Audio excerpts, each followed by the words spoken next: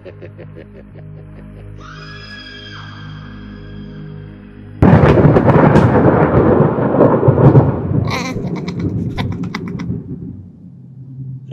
रस्त्याने ती एकटीच चालली होती. तो जंगलाचा रस्ता होता. रिमझिम पाऊस पडत होता. हवेत गारवा पसरला होता. पण ती खरोखरच एकटी होती का? तिला सारखं कोणीतरी लपून पाहत असल्याचा भास होत होता. कोणीतरी वाट बघत होतं त्या क्षणाची जेव्हा ती बेसावध असेल. इतक्या थंडीतही तिला दरदरून घाम फुटला होता. तिचा कोणीतरी पाठलाग करत होतं याची तिला जाणीव झाली. ती झपझप चालू लागली. आजूबाजूची झाडं जोर जोरात आवाज करू लागली. आकाशातील ढग गर्जना करू लागले. ती घाबरली. ती धावू लागली आणि अचानक तिच्या खांद्याला कोणाचा तरी स्पर्श झाला. ती जोर जोरात ओरडू लागली, किंचाळू लागली. तिचा पाय एका दगडात अडकला. ती खाली पडली. ती रडत होती. ती तिच्या पाठीवर कशी तरी वळली. ती बराच वेळ तशीच पडून राहिली. आणि ती स्मशान शांतता. पुन्हा एकदा पाऊस बंद झाला. आता जोर जोरात गरजणारे ढगही शांत झाले होते.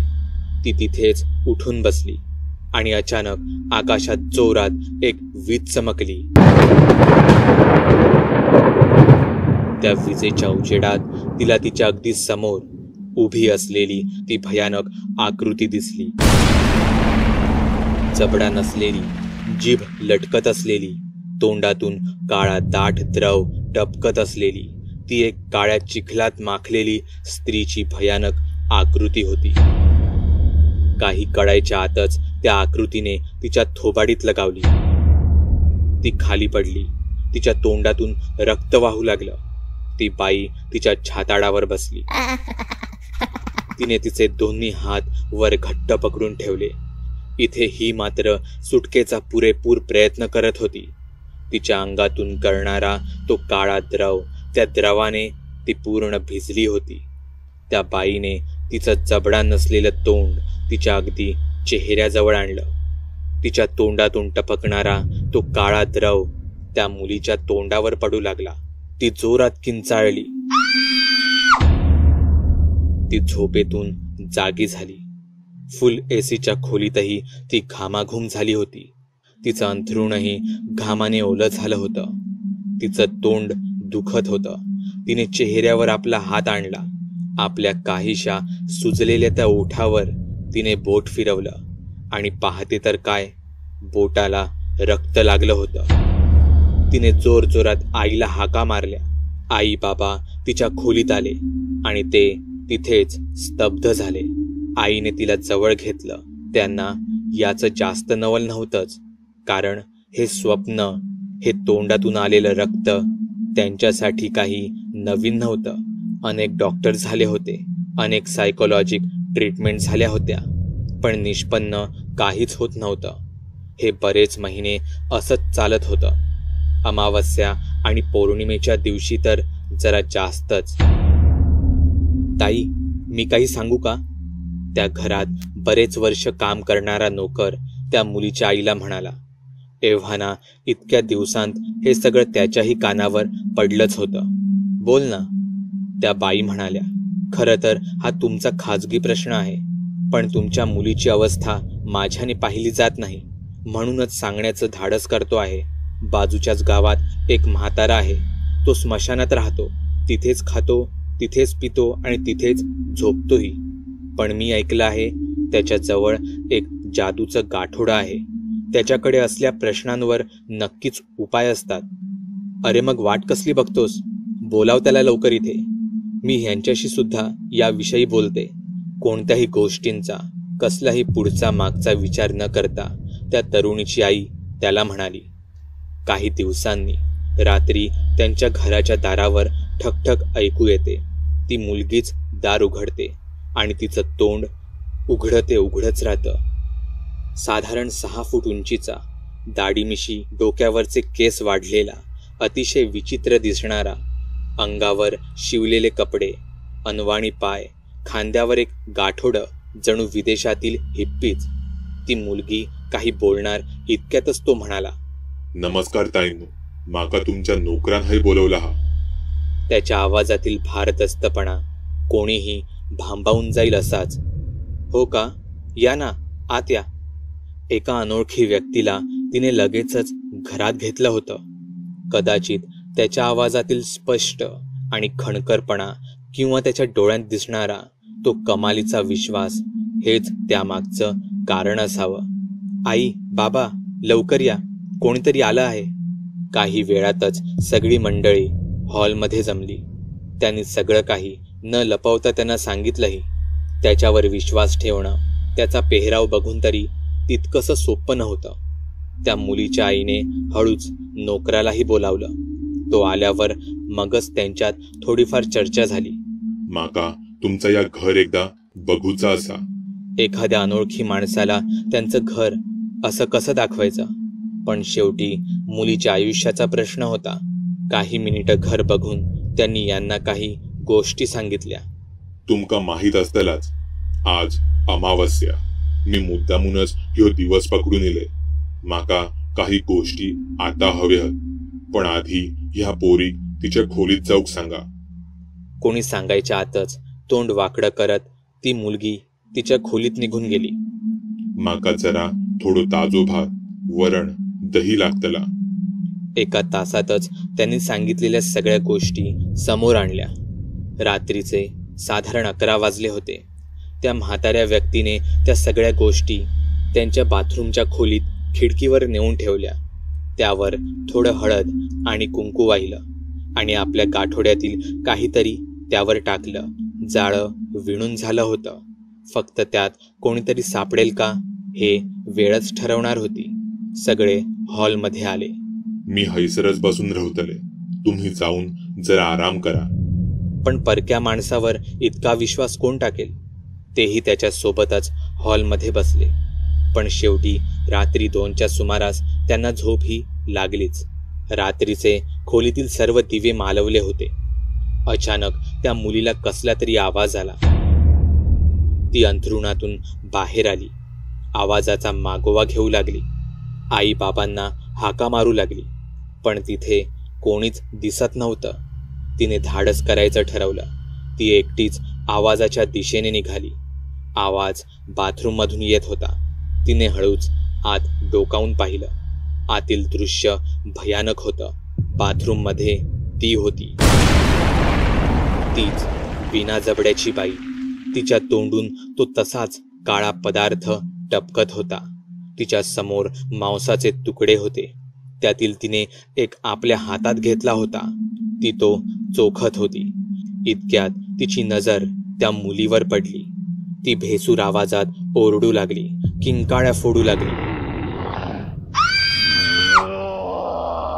ती मुलगीही तिला पाहून घाबरली. तीही जोरात ओरडू लागली आणि अचानक ते सगळेच खडबडून जागे झाले.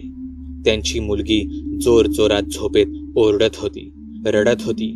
पण मग ह्या म्हाताऱ्या बाबांच्या उपायांचा काहीच उपयोग झाला नव्हता का? ते सगळेच उठून तिच्या खोलीत गेले. बाळा, काय झालं? आई, ती बाई, ती पुन्हा आली होती. तिने तिला पडलेलं सगळं स्वप्न त्यांना सांगितलं. मी ज्या कामासाठी इलो होते त्या काम आता झालेला असा. त्या हडळीन मी दिलेलो तो उतारो खाल्लेलो असा. आता उद्या त्यातला उरलेला सगळा कचऱ्यात घराबाहेर फेकून देवा म्हणजे झाला. त्या जागेवर गोमूत्र शिंपडा. ती बाधा आता कायमची तुमच्या पोरींच्या आयुष्यातून निघून गेली असा. म्हाताऱ्या बाबांनी त्यांना या घटनेतून सुखरूप बाहेर काढलं होतं. त्यांच्या म्हणण्यानुसार तिला एका हडळीने झपाटलं होतं. त्यांच्या परिवाराला त्यांनी अधिक विचारपूस केल्यावर ती मुलगी एखाद्या खाडीसारख्या ठिकाणी सहलीला गेली होती हे कळलं आणि तिथूनच हे तिच्या मागे लागलं असावं असं त्यांच्या निदर्शनास आलं. म्हाताऱ्या बाबांनी कामाचा मोबदला म्हणून काही दिवस पुरतील एवढे तांदूळ आणि डाळ घेतली आणि हो, येण्या जाण्याच्या प्रवासाचा खर्चही. आणि ते पुन्हा निघाले आपल्या घरी स्मशानात. नवीन गरजू माणसांची वाट बघायला. इथे त्या मुलीला आणि त्यांच्या घरच्यांना यावर अजूनही विश्वास बसत नव्हता. पण काही दिवस होऊनही कसलीही वाईट स्वप्ने तिला न पडल्याने मात्र ते सुखावले होते. त्यांनी त्या म्हाताऱ्या माणसाची पुन्हा भेट घेऊ केली, पण त्यांनी त्यांना भेटण्यास नकार दिला. कदाचित केवळ गरजू माणसांचीच मदत हाच त्यांचा यामागचा प्रामाणिक हेतू असावा.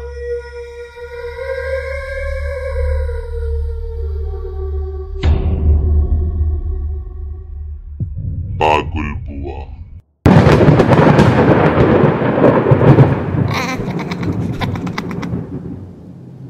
पूर्वा बऱ्याच दिवसांनी तिच्या माहेरी आली होती. तिचं माहेर एका लहानशा गावातलं. घरासमोर मोकळा परिसर, शेणाने सारवलेलं घर, घराला लागूनच एक छोटासा गोठा, त्यात 2 जनावरं. सगळं काही प्रसन्न होतं. ती सकाळीच घरी आली होती. तिने घरात पाऊल ठेवलं आणि तिच्या डोळ्यांतून नकळत पाणी आलं.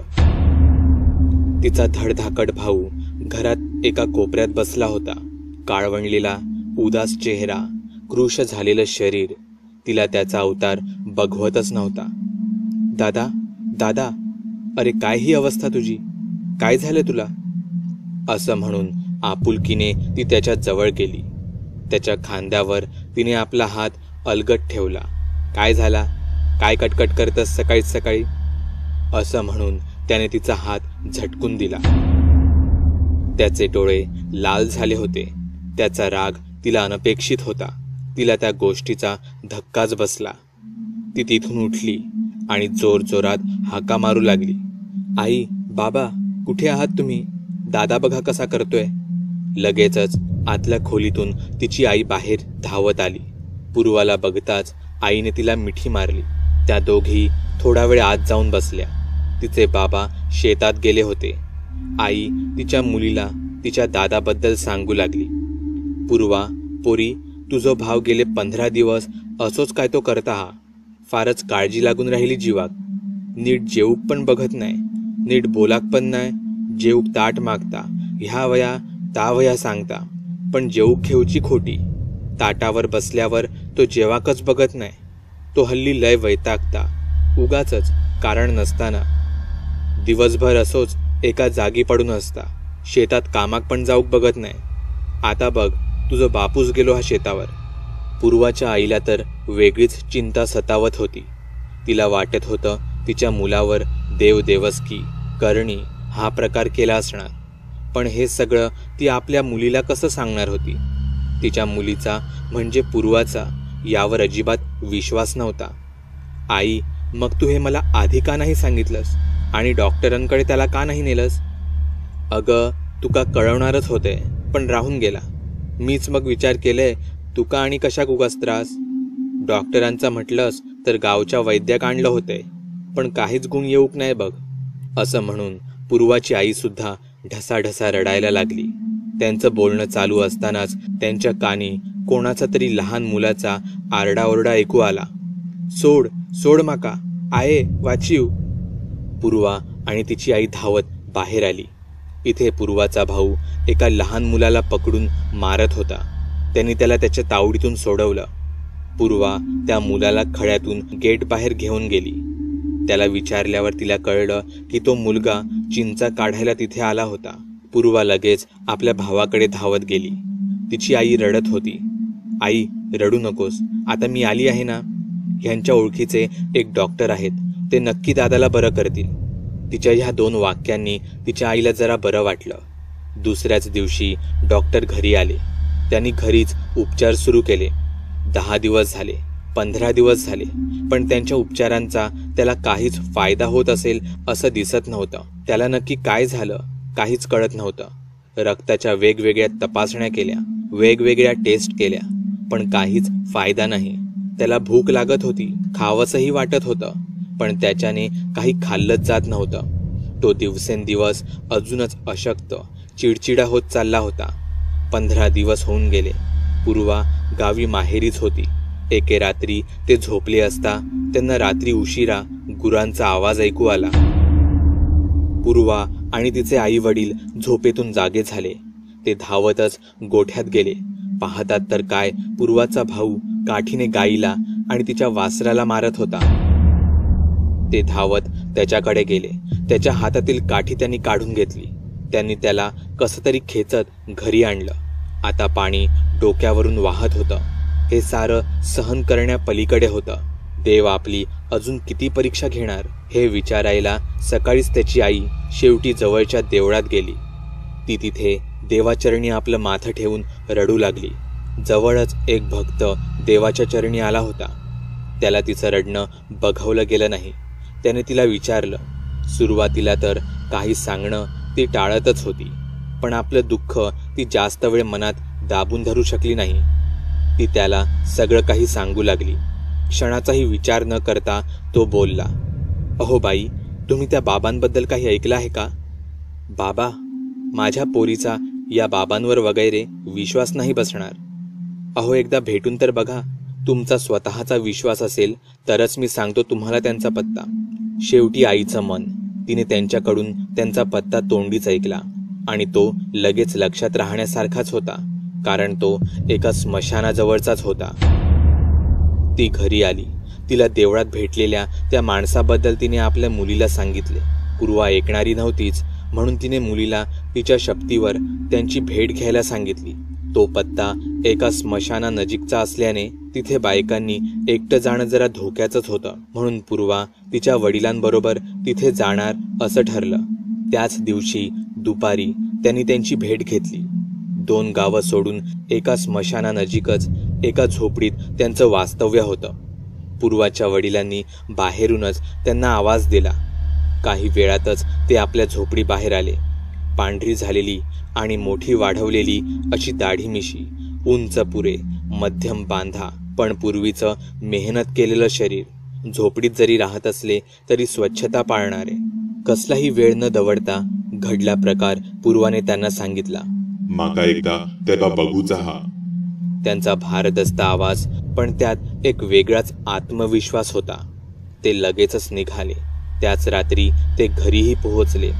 हे इतकं लवकर घडत होतं की आपण नक्की काय करतो आहे हे पूर्वालाही नीट उमगत नव्हतं. घरी आल्यावर बाबांनी त्याला पाहिले. काही वेळ घरच्यांच्या तोंडून त्याला होत असणारा त्रास त्यांनी पुन्हा एकदा ऐकला.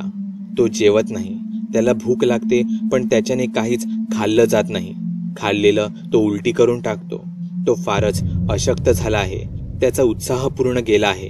त्याला आळस येतो. त्याला काम करायचा उत्साहच राहिलेला नाही. तो फारच चिडचिड करायला लागला आहे, पूर्वा सांगत होती. बाबा सगळं ऐकत असताना त्या तरुणावरून आपली नजर जराही हटवत नव्हते. ह्या काय बाहेरचा असा करणीसारखा? पूर्वाच्या आईला हे त्यांना न विचारता राहावले गेलेच नसते. तिथे पूर्वाने रागानेच तिच्या आईकडे एकदा पाहिले. निलांबी पिशाच्याची बाधा त्याका झाली हा. निलांबी? काय फसवेगिरी चालली आहे? आपण उगाचच या भोंदूबाबाच्या नादी लागलो. निलांबी हे नाव तर मी कधी ऐकलंही नाही. पूर्वा स्वतःशीच बोलत होती. निलांबी? मग त्यावर काही उपाय? पूर्वाच्या आईने लगेचच त्यांना विचारले. त्यासाठीच तर तुम्ही माका हे बोलावलंच ना. मी काय करतय तर थोडा वेळ जरा बघत रवा, कारण ह्या सगळा तुमका पुढचे 3 किंवा फरक नाही पडलो तर 7 दिवस करूचा हा. बाबांनी त्यांच्या गाठोड्यातून काही पुस्तके काढली. त्यातील काही हातांनी लिहिलेली दिसत होती. त्यांनी पूर्वाच्या आईला काही गोष्टी सांगितल्या. त्यानुसार रात्री जेवणा अगोदर त्यांनी एका पानावर भात, वरण, तळलेल्या मिरच्या, भाजलेले पापड आणि मुगाची खीर वाढली. त्यांनी ते सगळं त्या तरुणाच्या समोर ठेवलं. बाबांनी आपल्या गाठोड्यातून काढलेलं एक पुस्तक समोर ठेवलं. त्यातील कालभैरव अष्टक त्यांनी 3 वेळा वाचले. हे सगळं करत असताना त्या तरुणाला फार वेदना होत होत्या.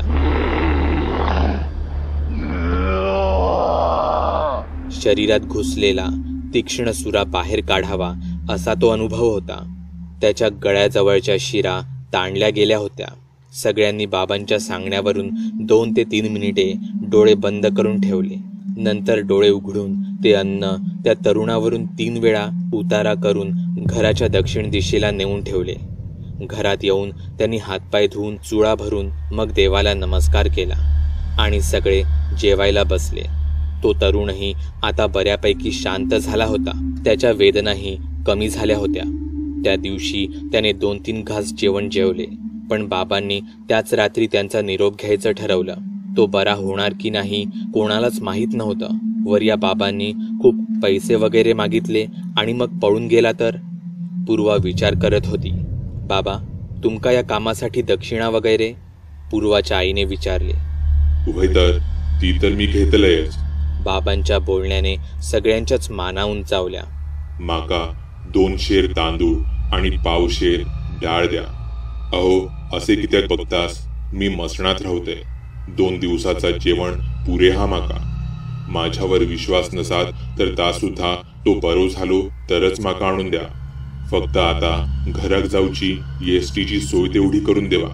त्यांनी लगेचच बाबांना ते 2 किलो तांदूळ आणि डाळ दिली.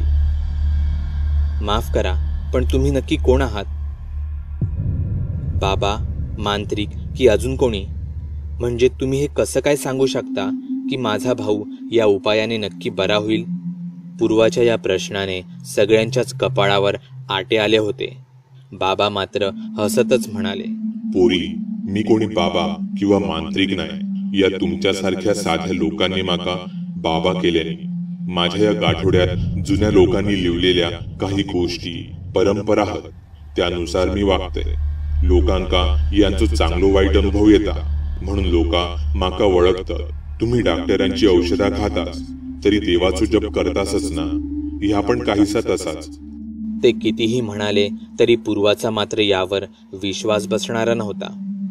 या गोष्टीला आठवडा होऊन गेला होता. ती नेहमीचीच पहाट आणि स्मशानातील ती नेहमीचीच स्मशान शांततेत एका कोपऱ्यात थाटलेली बाबांची झोपडी. त्यांच्या झोपडीजवळ आज सकाळी कोणीतरी आलं होतं. त्यांनी बाबांना झोपडी बाहेरूनच हाक मारली. बाबांनी बाहेर येऊन पाहिलं तर बाहेर पूर्वा आणि तिचा भाऊ. तो आता तरतरीत दिसत होता. बाबा, मी मुद्दामून इथे आली आहे. हा बघा, हा आता पूर्णपणे बरा झाला आहे. थोडा थकवा आहे पण तो येणारच. डॉक्टर म्हणतात आमच्या योग्य त्या औषधांनी हा बरा झाला, पण त्याला तुम्ही येऊन गेल्यावर 3 दिवसातच परिणाम जाणवू लागला आणि 7 दिवसात तो पूर्ण बरा झाला. औषधं, गोळ्या ह्या तर तुम्ही यायच्या अगोदरही चालू होत्याच. याला काय म्हणावं? दैवी चमत्कारच. ती पुढे म्हणाली. बाबा, मी तुमच्यासाठी एक तांदळाचं पोतं आणलं आहे. बाबा हसले. नकारार्थी मान डोलावत हसतच ते झोपड्यात आत निघून गेले, कदाचित दुसऱ्या कोण्या गरजूची वाट पाहायला. पागल बुवा.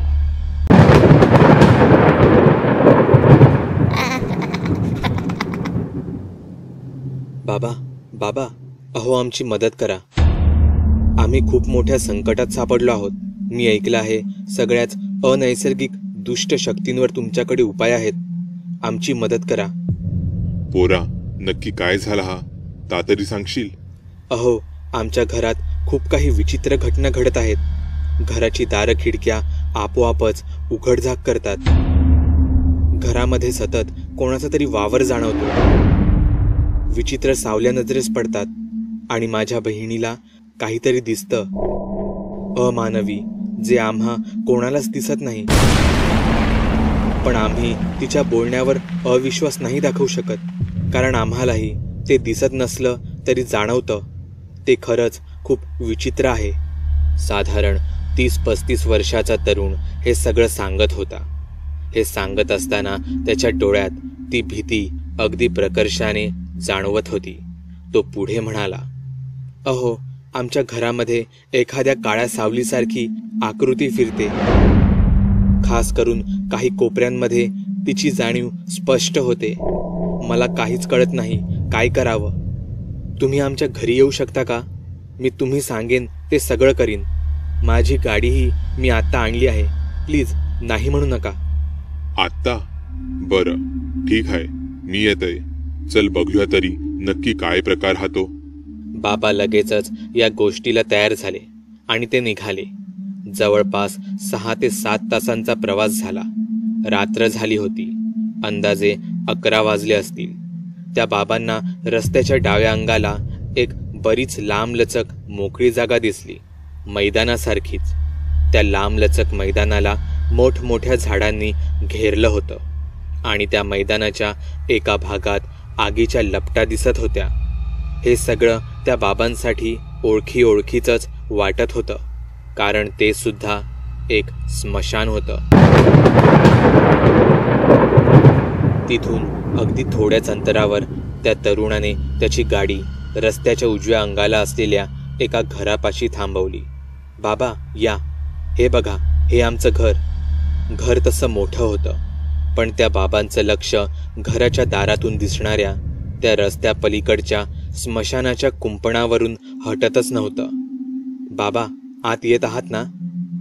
वय वय, येतय. ते आत गेले आणि काही गोष्टींवर त्यांच्यात चर्चा सुरू झाली. अर्थातच तो विषय होता अमानवी शक्तींचा. त्या तरुणाची बहीण सुद्धा तिथेच होती. काय ग पोरी, तुका काय सांगूच असात तर ता एकदाचा स्पष्ट सांगून टाक. तिने तिच्या भावाकडे पाहिले. भावाने होकारार्थी मान हलवली. तशी ती बोलायला लागली. आजोबा, काका, बाबा. तिचं अडखळणंच तिच्या आतील त्या भीतीची त्यांना जाणीव करून देत होतं. पोरी, घाबरू नकोस. सगळं काही हळूहळू नीट स्पष्ट सांग बघू. बाबा, हे सगळं खूप वाईट आहे, विचित्र आहे. ते मला दिसतात. ते सतत माझ्या अवतीभोवती असतात. ते माझ्या सारखे स्वप्नात येतात. ते कधी एखाद्या जिवंत प्रेतासारखे, तर कधी काळ्या सावलीसारखे घरात घुटमळतात. माझ्यावर कुरकुरतात, माझ्या अंगावर धावून येतात. मला खूप भीती वाटते. बाबांनी त्यांची नजर एकदा घरावर आतून 4ही बाजूंनी नीट फिरवली. आता मी काय सांगते तर जरा नीट ऐका. तुमचा या घरच मुळात चुकीच्या जागेत हा. तुमच्या दारासमोरच एक स्मशान हा. मसणात काय करतात ता काय तुमका वेगळा सांगूक नाही. अशा जागी अतृप्त आत्मे हे इलेच, आणि तुमचा या घर म्हणजे त्यांचा राहण्याचा एक ठिकाणच बनला हा. आता बघा, एखादा जनावर जसा चुकून एखाद्याच्या घरात घुसता तेव्हा त्या घरात त्या धुमाकूळ घालतलाच, तसाच हा या सगळा. त्यांच्या मते समोरच्याच स्मशानातील काही अतृप्त आत्म्यांनी त्यांच्या घरात प्रवेश केला होता. पण ह्यो सगळं झालो माझो अंदाज. मी आता तरी खात्रीन काहीच सांगू शकत नाही. मी सहसा कोणाच्या घरात राहत नाही, पण माका हैसर आजची रात काढूची लागात असा वाटता. माका ह्यो सगळो प्रकार स्वतःच्या डोळ्याने एकदा बघूचो हा, मगच माका पुढचा ठरवता येईल. माका वाटता आज तुमच्या घरात काहीतरी विपरीत घडतला.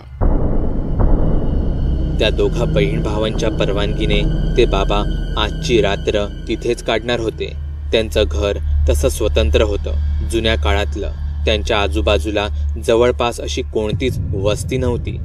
घरात बाहेरची एक खोली, जिला आपण हॉल म्हणू, ती सोडून अजून 3 स्वतंत्र खोल्या होत्या. एक स्वयंपाकघर आणि एक न्हाणी घर. अशा प्रकारे एकंदरीतच ते एक ऐसपैस घर होतं. रात्रीचं जेवण उरकून झालं. माका वाटता तुम्ही रोजच्या सारख्या झोपाक जावा. मी रातभर हैसरच बसून राहतले. आता तुमचो माझ्यावर विश्वास असात तर, नाहीतर तुमचो किमती ऐवज कपाटात ठेवलास तरी माझी काय हरकत नाही. नाही अहो, तुमच्या बाबतीत मी सगळं चांगलंच ऐकून आहे. आणि तसंही कोणी चोरून न्यावं असं किमती आमच्याकडे काहीच नाही. इतक्या कठीण प्रसंगातही हसणं त्या तरुणाला थोडं जडत जात होतं. ते दोघेही घराचं मुख्य दार लावून आपापल्या खोलीत निघून गेले. काही दिवसांपूर्वीच त्यांचे आई वडील देवदर्शनासाठी म्हणून बाहेरगावी गेले होते. त्यामुळे घरात आता हे दोघेच बहीण भाऊ होते. रात्रीचे साधारण 12 वाजले असतील. ते दोघेही आपल्या खोलीत पडल्या गाढ झोपले होते. कदाचित इतक्या दिवसांनी आज कोणीतरी आपलं रक्षण करणार आहे याच विचाराने ते जरा निश्चित असावेत. हॉलमध्ये एक बल्ब पेटता ठेवला होता. तिथे एकूण 2 खिडक्या होत्या. त्यातील एकाची कडी तुटली होती. हवेच्या झोतात त्या खिडकीची उघडझाक चालूच होती. त्या खिडकीतून रात्रीचा तो गार वारा घरात येत होता.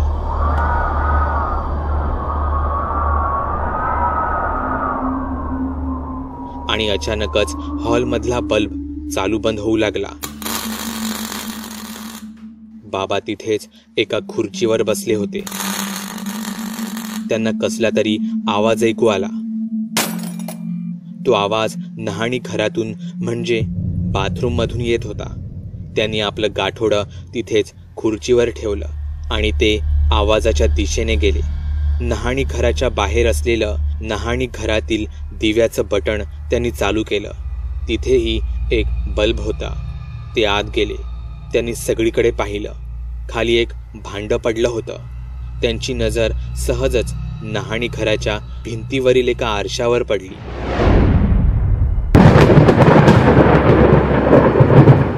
त्यांच्या पाठून झपकन एक काळ्या सावलीसारखं गेलेलं त्यांना त्या आरशात दिसलं.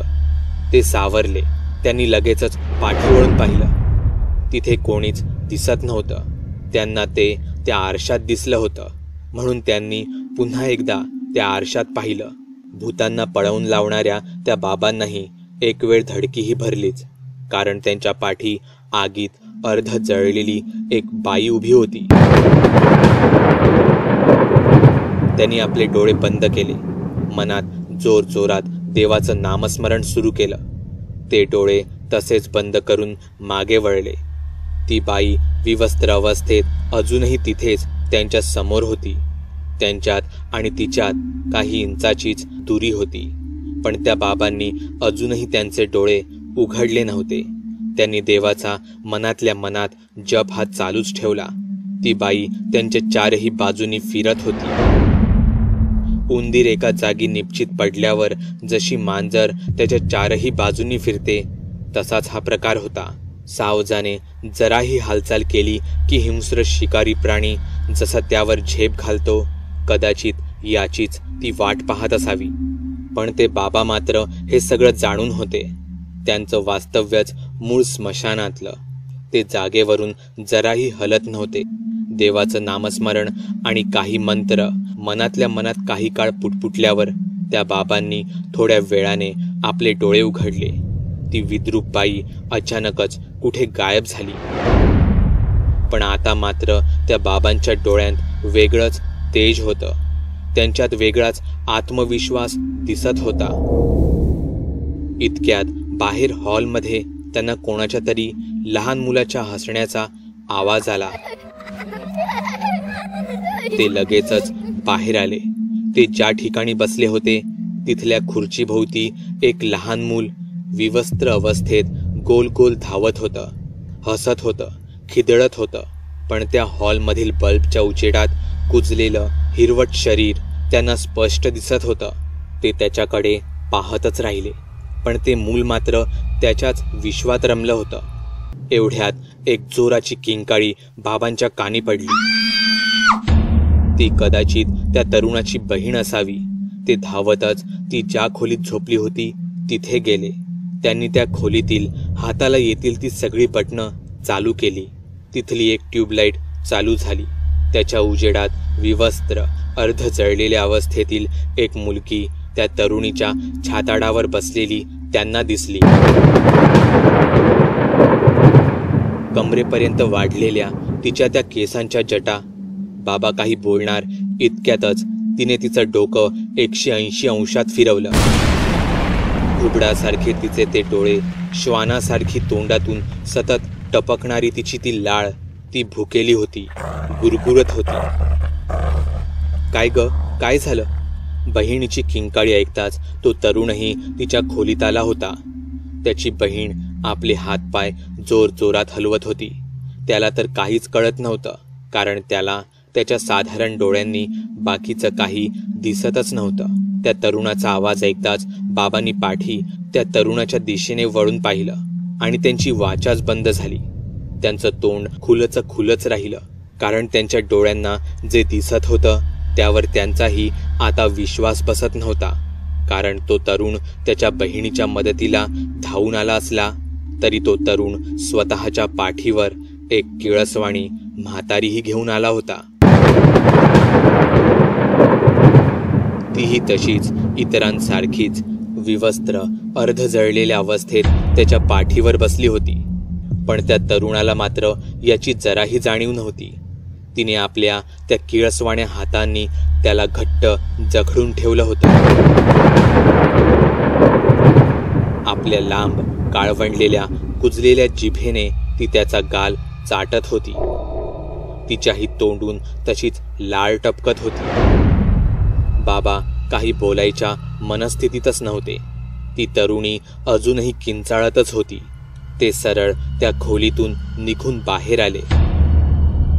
त्या तरुणीच्या डोळ्यांतून नकळत पाणी आलं. ज्याच्या विश्वासावर आपण अंधारात चालण्याचं धाडस करत होतो तो दिवाच आता विझला होता. मग त्यांना आता कोण वाचवणार? त्या बाबांनी तर त्यांच्या पुढे सरळ सरळ पाठच फिरवली होती. तो तरुण त्याच्या बहिणीजवळ गेला. त्याच्या डोळ्यांना तर या अमानवी शक्ती दिसतच नव्हत्या. बाबा बाहेरच्या खोलीत आले होते. ते मूल अजूनही खुर्चीभोवती गोल गोल धावतच होतं. त्यांनी तिथून आपलं गाठोडं उचललं. त्यांची नजर त्या अर्ध्या उघड्या खिडकीकडे गेली. बाहेरून खिडकीच्या मार्गे अजून एक अर्धवट जळलेला निर्वस्त्र अवस्थेतील एका तरुणाचं प्रेत आत यायच्या प्रयत्नात होतं. त्याने त्याचं डोकं, एक हात आणि एक पाय कसे तरी खिडकीच्या आत आणले होते. तो आत यायला धडपडत होता. बाबा त्या हॉलमध्ये जमिनीवरच मांडी घालून बसले. त्यांनी त्यांचं गाठोडं उघडलं. त्यातून एक पुस्तक काढलं. समोर एक कसला तरी फोटो ठेवला. तुपाचा दिवा लावला. बाजूला एका वाटीत थोडं पाणी ठेवलं आणि त्यांनी वाचनाला सुरुवात केली. ती संपूर्ण खोली बाबांच्या त्या मंत्रांनी घुमू लागली होती. एव्हाना ते प्रेत खिडकीतून आत आलं होतं. तो एकटाच नाही, त्याच्या पाठून अजून 2 प्रेतही त्याच अवस्थेत घरात खिडकीतून आली होती. त्यांना बाबांवर हल्ला करायचा होता, पण त्यांना काय करावं हे सुचतच नव्हतं. एखाद्या वानरांप्रमाणे ते कधी बाबांच्या अगदी जवळ येत, तर कधी पळत घराच्या एका कोपऱ्यात जाऊन बसत. बाबांनी मात्र त्यांचं वाचन तसंच चालू ठेवलं होतं. त्या तरुणीचं किंचाळणं, ओरडणंही आता एकाएकी अचानकच बंद झालं होतं. बाबांच्या डोळ्यांवर त्या पुस्तकातील शब्द प्रखर सोनेरी तेजाच्या स्वरूपात दिसत होते. काही वेळाने एखाद्या जादूप्रमाणेच संपूर्ण खोली प्रकाशमान झाली. पहाट झाली होती. घराचे सगळे दरवाजे, खिडक्या आपोआप कधी उघडल्या गेल्या कोणालाच काही कळलं नव्हतं. जसं की ते आत्मे त्या घरातून निघून गेले असावेत. काही तास ते जादुई दैवी पुस्तक वाचून झाल्यावर बाबांनी आपले डोळे मिटले.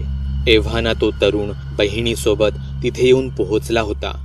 बाबांनी त्यांचे डोळे उघडले. समोरच्या वाटीतील थोडं पाणी ते आपल्या हाताच्या ओंजळीने प्यायले. बाकीचं त्या दोघांना प्यायला दिलं. ते जागेवरून उठले. इतका वेळ बसून राहिल्याने कदाचित त्यांना उठायला जरा त्रास होत होता, पण त्यांनी स्वतःला सावरलं. त्यांनी त्यांची नजर संपूर्ण खोलीभोवती फिरवली. त्या घरातील सगळं सामान इतरत्र विखरून पडलं होतं. ती तरुणी बाबांजवळ आली. ती तरुणी काही बोलणार इतक्यातच त्या बाबांनी तिला थांबवलं. आपल्या गाठोड्यातून गोमूत्र आणि हळद काढून ते एकत्र केलं आणि त्याचा लेप घराच्या उंबऱ्यावर लावला.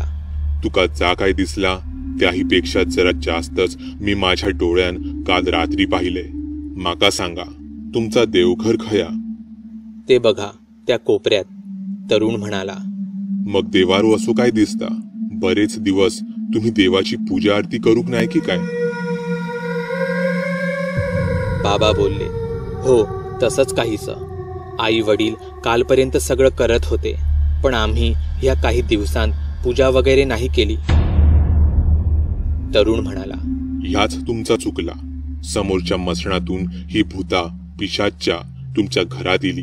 त्यावर अंकुश ठेवणारो तुमच्या घरात कोण नाही, म्हणून ती अजूनच शक्तिवान झाली. पण आता काय काळजी करू नका. त्यांका घरातून बाहेर जाऊक लागलाच.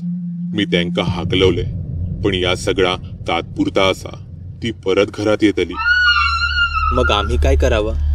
ह्यो हळद आणि गोमूत्राचो लेप दर दिवसाक तुमच्या घराच्या या उंबऱ्याक असोच सकाळ संध्याकाळ लावायचो, ज्यामुळं कोणतीच वाईट शक्ती ह्यो उमरो उलटान घरात येणार नाही.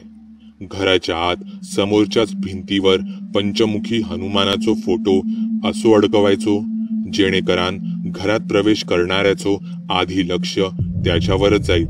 घराच्या मुख्य प्रवेशद्वाराच्या वर सुद्धा असोच हनुमानाचो फोटो लावलो तर अजूनच चांगला. एक विचारू? विचार. कसली परवानगी घेतस? तुम्ही हे कोणतं पुस्तक वाचलं? अरे हो, ता तर महत्वाचाच. ता नवनाथाच्या 5व्या अध्यायाचा पुस्तक. घराच्या दारा खिडक्या लावून समोर नवनाथाचो फोटो ठेवून, भांड्यात प्रसादाच्या रूपात थोडं पाणी ठेवून आणि तुपाचो दिवो लावून ह्यो अध्याय वाचूचो असता, ज्यामुळं घरातील वाईट शक्ती घरात थांबूक नाही. पण हे इथवरच थांबणारं नव्हतं.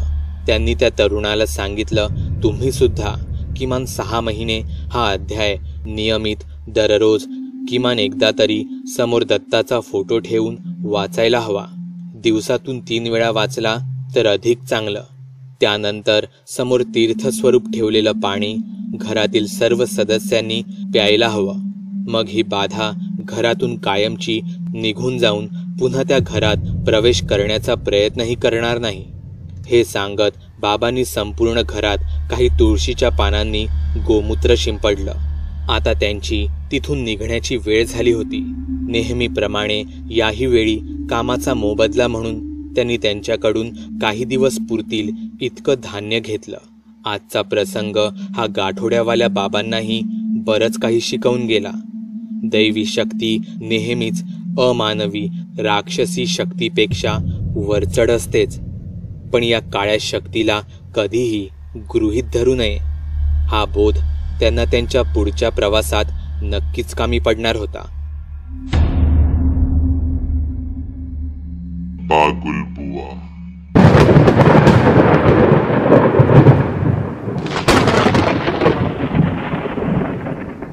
रखमा तिच्या तान्ह्या मुली आणि नवऱ्यासोबत बैलगाडीने घरी येत होती. रखमा दिसायला तशी काळसावळीच, शेतात मजुरी करणारी असल्याने अंगा खांद्यानेही जेमतेमच म्हणावी, पण नाकी डोळे नीटस. स्वभावाने शांत आणि खूप कष्टाळू. परिस्थिती तशी बेताचीच. नवरा बायको दोघेही लोकांच्या शेतात मजुरी करून पैसे कमवायचे. त्यात सावकाराचं कर्ज. महिन्यामागे जेमतेम त्यांच्या हाती 50 रुपये साठवायला मिळायचे. त्यातच नुकतंच झालेलं रखमाचं बाळणपण. त्यांचा सगळा साठवलेला पैसाही त्यांनी यात खर्च केला होता. महिनाभर माहेरी आराम केल्यावर आता ती तिच्या सासरी त्यांच्या छोट्याशा घरी बैलगाडीने येत होती. ती आता लगेचच अगदी दुसऱ्या दिवसापासूनच मजुरीच्या कामाला पुन्हा सुरुवात करणार होती. तशी मनाची पूर्ण तयारी करूनच ती माहेराहून निघाली होती. दुसरीकडे तिचा नवरा बलराम, तोही कष्टाळू. त्याचं नाव जरी बलराम असलं तरी तोही अंगा खांद्याने साधारणच होता. त्याला साधं चहाचंही व्यसन नव्हतं. आता रोजच्या चहाचा खर्च त्याला परवडणारा नव्हता ही गोष्ट वेगळी. आपल्या बायकोवर त्याने त्याचा जीव कधीच ओवाळून टाकला होता. तोही शेतात मोलमजुरी करत असल्याने काळसावळ्या रंगाचा. इतक्या गरिबीतही त्यांनी त्यांचा संसार सुखाने चालवला होता. त्यांच्या आयुष्यात अनेक चढ उतार आले, पण त्यांनी त्यांचा तोल मात्र कधीच ढळू दिला नव्हता. इतक्या गरिबीत, इतक्या कष्टातही ते फार सुखी होते. बलराम आणि रखमा एकमेकांच्या डोळ्यात पाहून हसत होते.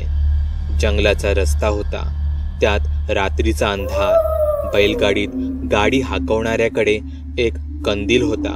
रात्र असल्याने गार वारा सुटला होता. रस्त्या शेजारची झाडंही अधूनमधून वाऱ्याच्या झोताने हलत होती. सगळीकडेच रात्रीची शांतता पसरली होती, पण त्यात बैलांच्या गळ्यातील घुंगरांचा आवाज, बैलगाडीच्या चाकांचा आवाज आणि मध्येच बैलांना साथ घालणाऱ्या त्या गाडी हाकवणाऱ्याचा आवाज त्या भागातील स्मशान शांततेचा भंग करत होते. रस्त्यानजीकच्याच जंगलातून येणारा घुबडांचा घुतकार, त्यात मधूनच होणारी कोल्ह्यांची कोल्हेकुई अंगावर शहारे आणणारी होती. पण त्यांना या सगळ्यांची सवय झाली होती.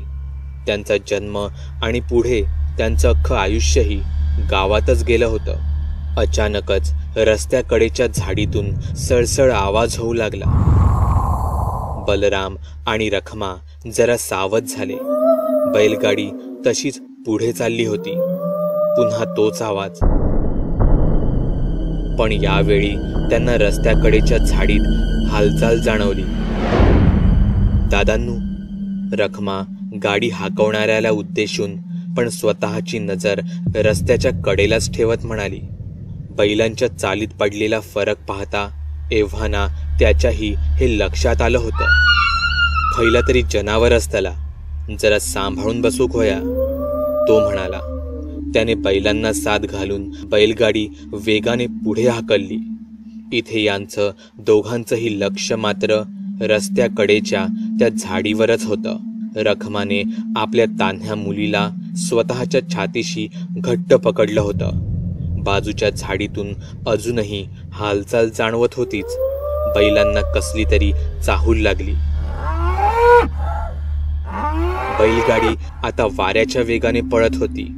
बाजूच्या झाडीतून ते त्यांचा पाठलाग करत होतं. अचानक रस्त्यासमोर कोणीतरी आडवं आलं. रस्त्यावर संपूर्ण काळोख असल्याने त्यांना स्पष्ट असं काहीच दिसलं नाही. पण त्याला पाहून बैल मात्र पुरते हादरले होते. त्यांनी त्यांचा चटकन मार्ग बदलला. बैलगाडी रस्त्यावरून खाली उतरली. काही अंतरावर बैल जागीच थांबले. ते त्याचा सर्वत्र वेध घेऊ लागले. पाठी बैलगाडीच्या धक्क्यांमुळे रखमाची मुलगी जागी झाली. ती जोर जोरात रडू लागली. बैलगाडी चालवणारा काठी आणि कंदील घेऊन खाली उतरला. तो रस्त्यावर आला. आपल्या हातातील कंदिलाच्या सहाय्याने तो त्या शक्तीचा शोध घेऊ लागला. इतक्या रात्री असं अचानकच रस्त्याच्या मधोमध कोण उभं होतं? पण ही वेळ विचार करण्याची नव्हती. तो पटकन बैलगाडीजवळ आला. त्याला जमेल तसं तो ती बैलगाडी पुन्हा रस्त्यावर आणू लागला. जंगलात पुन्हा तीच अंगावर शहारे आणणारी भयान शांतता. अचानक झाडीत बलरामला पुन्हा एकदा हालचाल जाणवली. अहो, माका वाटता हैसर आपणाक जास्त वेळ थांबूक नको. ह्या सगळा माका जरा विचित्रच वाटता. बलराम बोलला. होय होय. त्यांनी खूप प्रयत्नांनी बैलगाडी पुन्हा रस्त्यावर आणली. क्षणाचाही विलंब न करता ते तिथून निघाले. झाडीत जाणवणारी ती हालचाल आता बंद झाली होती. मनातील भीती, छातीतील धडधड, सगळ्याचीच तीव्रता हळूहळू आता कमी होत होती. पण मनातील बेचैनी आणि सावधपणा अगदी शेवटपर्यंत तसाच टिकून राहिला होता. ते नक्की काय होतं हे कोडं त्यांच्याने अजूनही नीटसं उलगडलं नव्हतं. अखेरीस रात्री उशिरा ते सुखरूप घरी पोहोचले. सोबत आणलेली मीठ भाकरी खाऊन ते झोपायची तयारी करत होते. त्यांचं संपूर्ण घर एका खोलीत होतं. एका कोपऱ्यात चूल, दुसऱ्या कोपऱ्यात मोरी म्हणजेच बाथरूम आणि बाकीची छोटीशी रिकामी जागा झोपायला.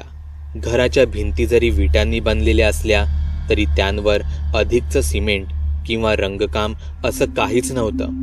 त्यामुळे ते विटांचं बांधकाम स्पष्ट नजरेस येत होतं. घरात उजेड म्हणून मध्यभागी फक्त एक बल्ब लावला होता. त्याच उजेडात रखमा एका जुन्या साडीत बांधलेल्या कपड्यांच्या गाठोड्यावर बसून आपल्या मुलीला अंगावर पाजत होती. तिथे बलरामने एक जुनी गोधडी झोपण्यासाठी म्हणून अंथरली होती. दिवो मालवतास ना? रखमा बोलली. इतक्या दिवसांन घरा केलंस. माझ्या बायकोक माका नीट डोळे भरान बघूक तर दे. बलराम बोलला. रखमा लाजतच गालातल्या गालात हसली. रखमाने मुद्दामून आपल्या मुलीला दोघांच्या मध्ये झोपवलं होतं. बलरामने रखमाच्या साडीचा पदर हळूच बाजूला केला. एवढ्यात तिची नजर आपल्या मुलीवर गेली. अहो नको, ती बघा कशी बघता आपणाक, रखमा हसतच म्हणाली. पण तिथे त्यांची मुलगी मात्र खरोखरच विचित्र वागत होती. ती गाढ झोपली होती, पण तरीही झोपेतच ती अचानक दचकत होती. ती आपल्या दोन्ही हातांच्या मुठी घट्ट आवळत होती. सुरुवातीला तर यांना त्याचं नवल आणि कौतुकच वाटलं होतं, पण नंतर मात्र त्यांना तिची काळजी वाटू लागली. अख्खी रात्र ती असंच काहीसं करत होती. मध्येच आखडी आल्यासारखं, मध्येच दचकल्यासारखं, तर मध्येच स्वतःच्या मुठी घट्ट आवळल्यासारखं. तिला कोणता त्रास तर होत नाही ना? यांना तर काहीच कळत नव्हतं. ती रात्र गेली, दुसरा दिवस गेला, तिसरा दिवस गेला, पण तिचं हे असं विचित्र वागणं कमीच होत नव्हतं. तिला झोपेतच आखडी यायची. घरगुती उपचारांचा काहीच फायदा होत नाही हे लक्षात आल्यावर मात्र त्यांनी दवाखान्यात जाण्याचा निर्णय घेतला. तिच्या वेगवेगळ्या तपासण्या झाल्या, तिच्यावर डॉक्टरी उपचार सुरू झाले. आता प्रश्न होता पैशांचा.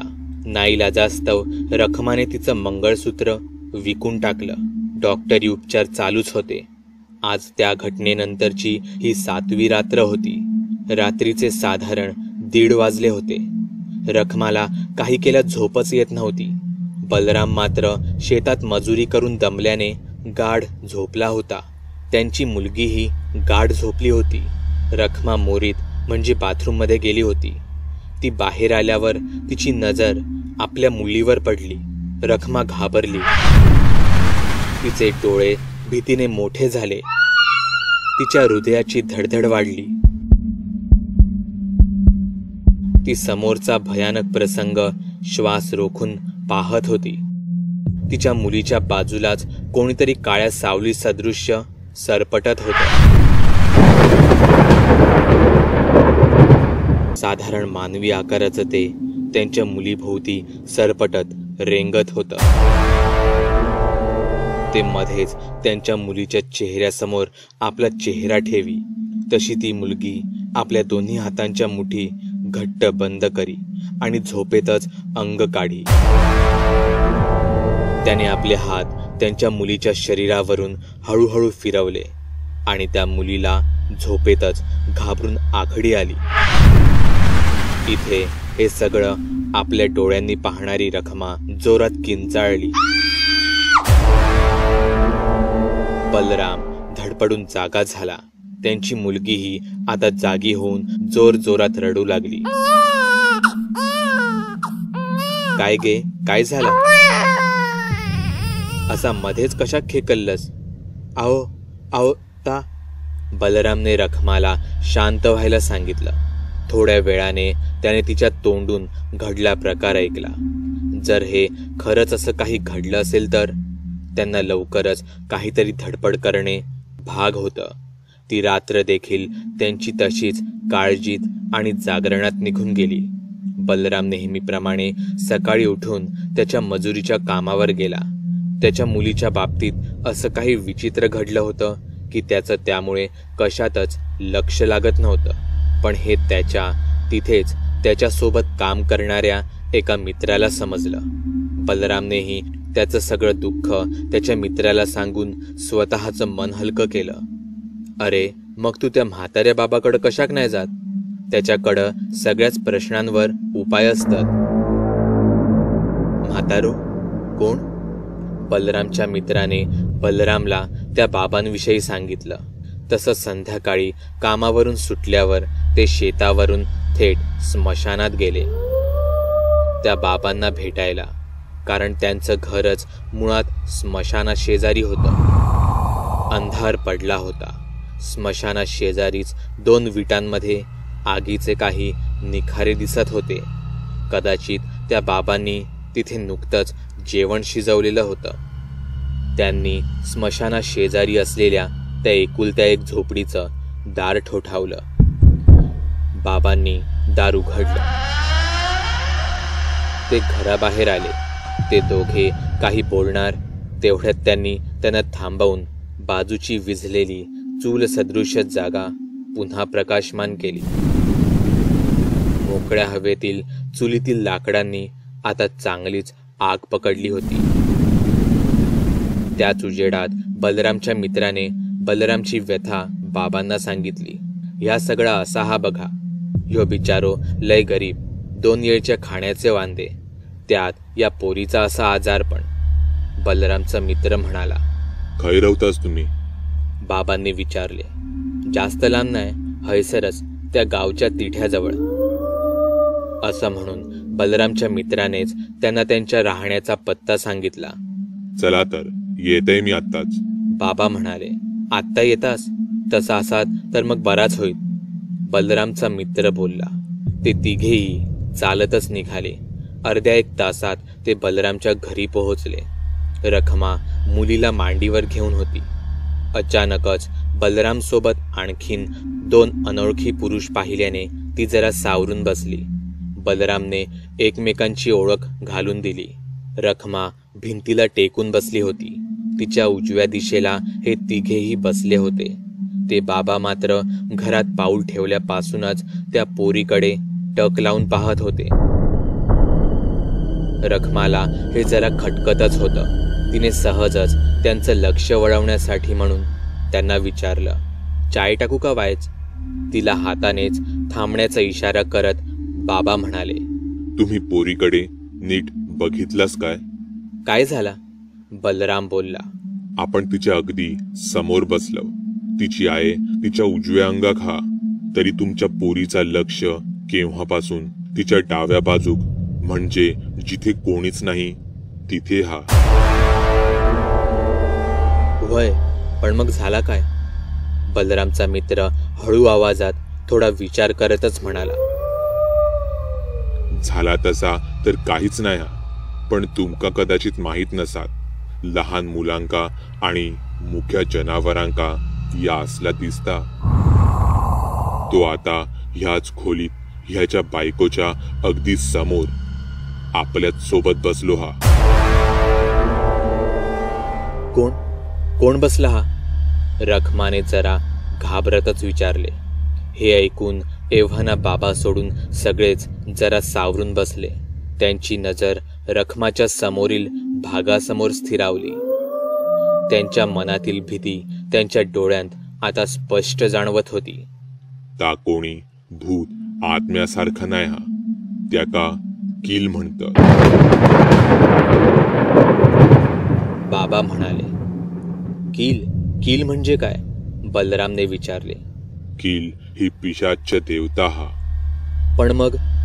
तसा घाबरून जाण्यासारखा नाही हा, पण उतारो ह्यो काढूचोच लागतलो. बाबा म्हणाले. त्यांच्या मते बलराम आणि रखमाच्या मुलीला कील या पिशाच्य देवतेची बाधा झाली होती. त्यामुळेच ती झोपेत अशी विचित्र वागत होती. तिच्या मुठी ती घट्ट आवळत होती. तिला अधूनमधून आखडी येत होती. बाबांनी त्यांचं गाठोडं उघडलं. त्यातून एक पुस्तकासारखं काहीतरी काढलं. त्यात हाताने असं बरंच काही लिहून ठेवलेलं होतं. काही पानं उलटून ते एका पानावर थांबले. त्यातील काही गोष्टी वाचून त्यांनी बलरामाला दही आणायला सांगितलं. तोही लगेचच धावत शेजाऱ्यांकडून थोडं दही घेऊन आला. बाबांनी एका कागदावर दही भात घेऊन त्यावर हळद कुंकू टाकून तो दही भात त्या मुलीच्या समोरून आणि डोक्यावरून ओवाळून कचऱ्यात टाकला. याचबरोबर त्यांनी थोडा वेळ कालभैरव स्तोत्र वाचून मुलीला उदी लावली. ओम कालभैरवाय नमः असा मंत्र म्हणत त्यांनी एका दोऱ्याला काही गाठी बांधून तो दोरा त्या मुलीच्या हातावर बांधला. हे सगळं करत असताना ती मुलगी अचानकच रडायला लागली. त्यांच्या मते त्यांनी तिच्या अंगावरून जो उतारा काढला आणि नंतर जे कालभैरव स्तोत्र म्हणून तिला उदी लावली, त्यामुळे बाधा आतापुरती तरी दूर झाली होती. त्यानंतर मंत्र बोलून हातावर त्यांनी जो गाठी मारलेला दोरा बांधला, त्याने तिला बाधा पुन्हा होणारी नव्हती. पण त्यांनी जो उतारा काढला होता तो यापुढील 3 दिवस सतत तसाच तिच्यावरून काढायला लागणार होता. रखमा तिच्या मुलीला शांत करत होती. खरं तर रखमा आणि बलरामाकडे त्यांना देण्यासाठी असं काहीच नव्हतं. बाबांचं त्या घरातील काम पूर्ण झालं होतं. बाबा काहीच न बोलता घराबाहेर पडले. बाबा, तुमका काही देऊचा लागत ना? बलरामाने अडखळतच त्यांना विचारले. मी कोणाकडसून पण पैसो घेत नाही, ह्या तुमका माहीत असतलाच. आणि माका देण्या एवढा धान्य तुमच्याकडे नसात याही माका ठाऊक हा. जेव्हा तुमच्या वाट्यात थोडा जास्त येईल माका खात्री हा, तेव्हा तुम्ही माझी परतफेड जरूर करतलास. असं म्हणत ते बाबा जसे आले तसेच निघूनही गेले. तिथे ती मुलगी 3 दिवसांत पूर्ण बरी झाली होती.